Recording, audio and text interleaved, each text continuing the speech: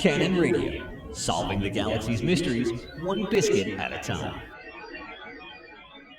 A good relative time part to you all. I'm Cmdr Larzok, and this is a special pre-Hide the Salami edition of Canonn Faction News. As many of you, no doubt, are aware, these are troubling times in our tiny little chunk of the galaxy, between the looming threat of Cthulian creatures in the dark and the endless game of Imperial Federal footsie in the Pleiades. It's good to sit back for a moment and reflect on what brought some of us to the point we are at today. And on that note, I present to you the reminiscences of Cmdr Poethewondercat for your listening pleasure. In light of the current tumultuousness falling down upon the galaxy's ears, the recent events of my life, which once I would have labeled as hectic, feel rather boring in comparison. In the months of December and January, I had committed myself, body and soul, to the endeavor of securing my nearly non-existent sect of the Church of the Space Cat a place at the Colonia dinner table. It failed in spectacular fashion, but not for lack of trying. I pushed myself to make the journey out there 10 times, moving over 3,000 units myself, with a few hundred more done by a handful of the main church's adherents. I am forever grateful for their help, but sadly the numbers were stacked against us far more than I could have imagined, and crestfallen I resigned myself to defeat. Although, as my friend and fellow Space Cat and Cmdr Larzok commented, it seems that the outcome was actually a blessing in disguise. I'm no political leader, and the tidal wave of factions out there have turned it into the Wild West, complete with banditos, corrupt politicians, and bloody battles over tenuous claims to territory. No thanks. My dream of a space Shambhala would be impossible in such an environment. The whole thing soured me to the church, though, and after a few months of sulking, I parted ways with my brothers once more to pursue journalism with the Canonn Faction News. Nothing serious, that's never been my strong suit. But every now and again I dabble in the ink of science and show off my finger painting to the world in a way that I have become accustomed, writing flowery bullshit. Now I find myself on the edge of something huge, as do we all. The rumors of Salami, Yuri, and the others coming to flip the galaxy upside down with secrets one can only assume to be damning for the powers that be have reached a fevered pitch.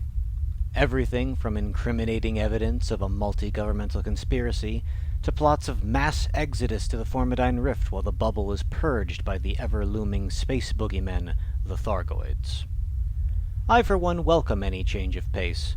The tension between the Empire and the Federation is so contentious that without some kind of pressure release, they will either ensure mutual annihilation, or they'll finally stop being coy and screw already. Whatever it is, the galaxy will keep spinning. No one will notice a few holes in it after it collides with Andromeda anyway.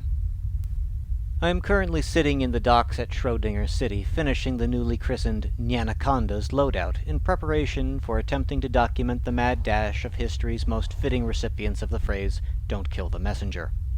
It will be utter chaos, with the promise of finally getting transparency after years of hidden plots, projects, and scientific research, pitted against galactic bounties and promises of fame beyond your wildest imaginings.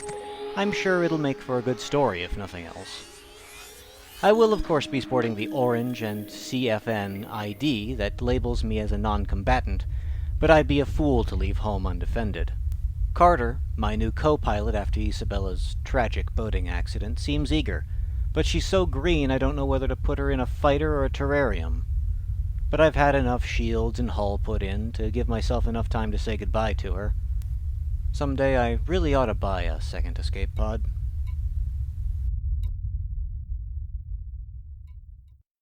Have you ever needed something explained that just doesn't make any damn sense? In an attempt to do just that, I present to you the scaliest talking mammal this side of Sagittarius A, Commander Pangolin Wranglin.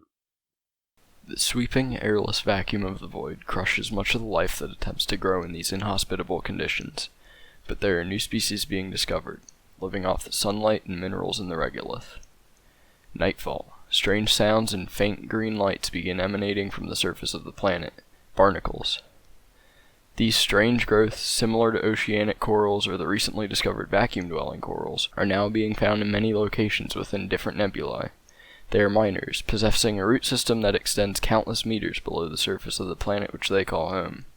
The minerals that are collected are pulled to the surface and are moved into spires upon which a fruit of sort grows, fed by these minerals. These growths, called meta-alloys, are only known to be produced by barnacles. Barnacles have shown no signs of growth since their discovery, but have shown signs of recovering lost spires. The meta-alloys have qualities unlike any other material known, with incredible strength, and with a strange ability to counter the highly corrosive property of the unknown artifacts and unknown probes. Thanks to research conducted by Canonn Interstellar Research Group and Professor Palin, new cargo racks have been developed using the information taken from the meta-alloys that allows commanders to carry the much more corrosive and hazardous material. The barnacles have shown a shockingly high rate of regeneration and are able to regrow the spires upon which the meta-alloys are generated, only requiring 1 to 2 weeks to heal and regrow any spires that are lost. Even with the constant harvesting of the spires growing alongside the barnacles, they are soldiering on, regrowing and regenerating spires, taking only 1 to 2 weeks at a time to completely replace the taken meta-alloys. The barnacles are of unknown origins, believed to be related to the unknown ships that have been hyperdicting commanders near the Pleiades Nebula. The similarities in the patterns and shapes of these two alien objects is hard to miss. This may also mean that the unknown artifacts and unknown probes are related to these ships, and barnacles. With the continuing research, it is expected that new innovations, be it high-strength hulls, better cargo bays, will be brought about thanks to the research from Professor Palin and Canonn's independent researchers. Hopefully soon we will know who placed these here and why. And now we have an interview for you with one of our far-flung commanders out in the Colonia region, tight-beamed all the way from our Canon's legacy. Join me in welcoming to the show Lady Outspan. Hi, thank you, Cmdr Larzok, for having me here. It's great to be here. Thank you so much. So tell me, and all of our commanders listening, why did you decide to go to Colonia?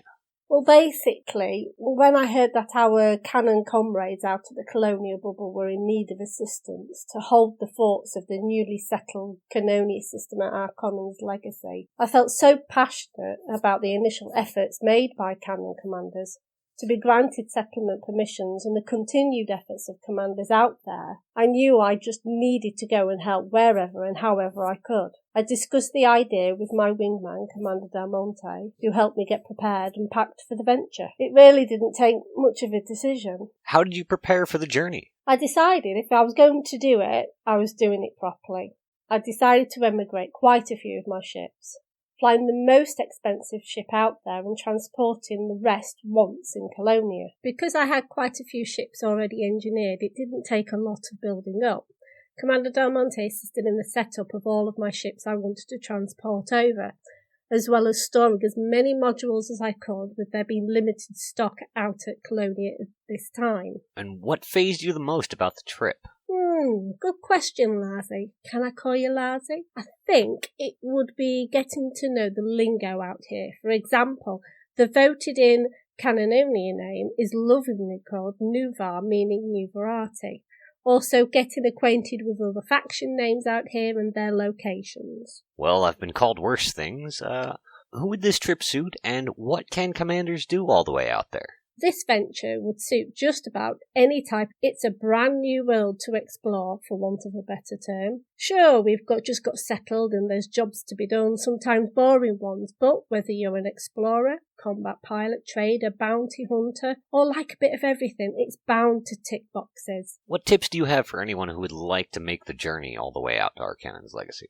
Fly over in the ship that would be the most expensive to transport, usually the larger vessels. If you intend on migrating more ships on arrival, then get them as well engineered as possible. Store as many modules as you can afford, especially slots 7 and 8 cargo racks. Bring coffee, biscuits and whiskey. Oh, and gin for Commander Governor Powell. If you decide to travel the superhighway, please ensure you build in an AMFU. And what should commanders do as soon as they get there? First of all, land at Jack's station in the Colonia system. Repair, refuel, and have a drink on a job well done getting out here in one piece. If you intend on transporting ships or modules or both, then start the process straight away, as it takes 60 hours currently to be delivered. Be aware that transporting ships, especially the large ones, will cost many credits, many millions in some cases. Then it's get out to work. To get the daily task requirements, please seek permissions for the Colonia Cannoneers channel under the Canonn Comms network. Do you have any words of warning for anyone potentially unused to the area? Yeah, there are several ground bases that are on high G worlds, not least our Canonn's legacy. Please take care when coming to land.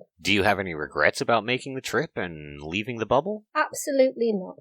If I need to get back to the main bubble, I can always take the quick route and can always rebuild a new fast jumper that will get me back in no time. Also, if I need assistance, particularly in combat, I can always call on my wingman, Commander Del Monte, for a spot of multi-crewing. Do you have any final words before we conclude this interview? I hope that this interview sheds some light on the expedition of travelling 30,000 light years from the main bubble, and hope that more commanders will be spurred to make the journey. Cannonia needs you. We are Canonn. It's what we do. Oh, and Commander Kipshard is awesome. And that about wraps it up for us tonight. I'd like to thank Lady Outspan for taking the time out and having this interview from so far, far away.